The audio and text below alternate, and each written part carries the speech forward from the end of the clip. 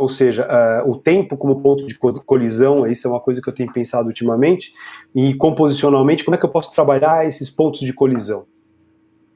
Então, fazer com que a forma aflore, e não com que eu coloque numa forma. Isso é uma maneira diferente de pensar. Então, suponha que eu tenho algo muito ordenado que vem acontecendo aqui. Muito ordenado. Bem, o presente são forças do caos. Eu não sei o que vai acontecer. A linha entre o fim e o começo, eu não sei o que acontece. Pode ser que, conforme o que tiver em jogo aqui, se o que está em jogo aqui é muito caos, eu tenho essa situação. Ou seja, eu entro em uma situação caótica, o que a gente está vivendo há um ano e lentamente tentando sair dessa situação caótica. Suponha que eu tenho uma situação caótica, mas que antes dela eu tenha tido uma situação organizada. Essa situação ordenada, ela pode ser chamada para organizar o meu futuro. Então, como se eu tivesse um futuro, que se tiver muito desordenado, o meu presente tenta ordenar, ou um futuro, que se ele trouxer uma ordem muito grande, o meu passado tenta desordenar. Tá? É uma flecha para cá, outra flecha para cá. O fluxo estruturado se desfaz face à força de um futuro não previsto. Ou o fluxo livre se converte em uma estrutura projetada pelo passado. São duas maneiras de pensar que eu acho importantes. Composicionalmente, existem momentos numa música, até em bar, existem momentos que parece que você está num caos absoluto e de repente parece que encontrou alguma coisa. Né? Por exemplo, quando Bach escreve um tema e vai escrever o contrassujeito dele, o tema é uma estrutura projetada, mas o contrassujeito não está projetado.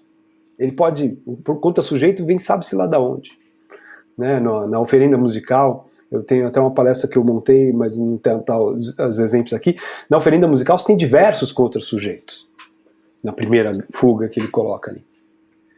Bem, então, o que seria a ideia de conformar, que é uma maneira de pensamento? Um dos modos de pensamento é esse, que é um modo de pensamento muito predominante no Ocidente. Esse modo de pensamento é muito presente, ele é ensinado nas escolas desde pequenininho, ele é ensinado na nossa língua, na nossa maneira de falar, na maneira de compor nossas frases, que é esse modo de pensar. Alguém me deu as linhas e eu preencho o espaço que existe entre as linhas. Essa maneira de pensar é muito diferente da maneira de pensar, por exemplo, os lusona-angolanos, que são jogos, desenhos que você faz na areia. Isso foi muito estudado por um pesquisador de Moçambique, o Paulo Gerdes, que é um dos caras, é um dos fundadores ou, na verdade, o fundador da etnomatemática é um outro cara, que esqueci o nome agora, é um etnomusicólogo que acabou criando a etnomatemática. E o Paulo Gerdes é um cara que estuda muito isso e os algoritmos que estão por trás de configurações como essa. Eu fiz aqui isso aqui bem rápido, não sei se vocês acham no YouTube. Aqui está rápido. Você tem esses pontos, e entre esses pontos você tem diversas configurações. Aqui ele está colocando pontos diferentes, mas tem diversas configurações de traçados. E o grande jogo é você fazer isso aí e contar história. E esse mecanismo é um mecanismo utilizado para memória, para contador de história. Vocês vão encontrar o contador da história do coelhinho, ou do caçador, etc. e tal, na internet. Né? É um treco bem interessante, você vê de novo aqui, que é bem bacana. Isso aqui é angolano. E esse mesmo sistema é utilizado para cálculo de multiplicação e soma de números gigantescos. Tá? A outra maneira de pensar é o formar, que seria isso que manter-se pintando o ritmo do gesto sem nunca romper o ritmo. Né? Isso aqui é um pintor chinês, um trabalho que é o Yushi Inui. Então eu não sei qual é o caminho que eu vou fazer, mas eu tenho esse caminho, que é o caminho da energia que eu estou trabalhando,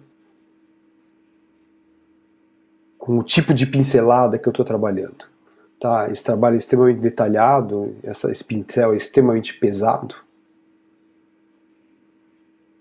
Ele chega mesmo a gritar para fazer essa pintura, de tão pesado que é esse pincel com esse nanquim. Ou seja, eu posso pegar o mesmo ideograma, desenhar muitas vezes de maneiras diferentes. Porque o ideograma, eu não tô seguindo linhas, eu estou criando as linhas por onde eu passo.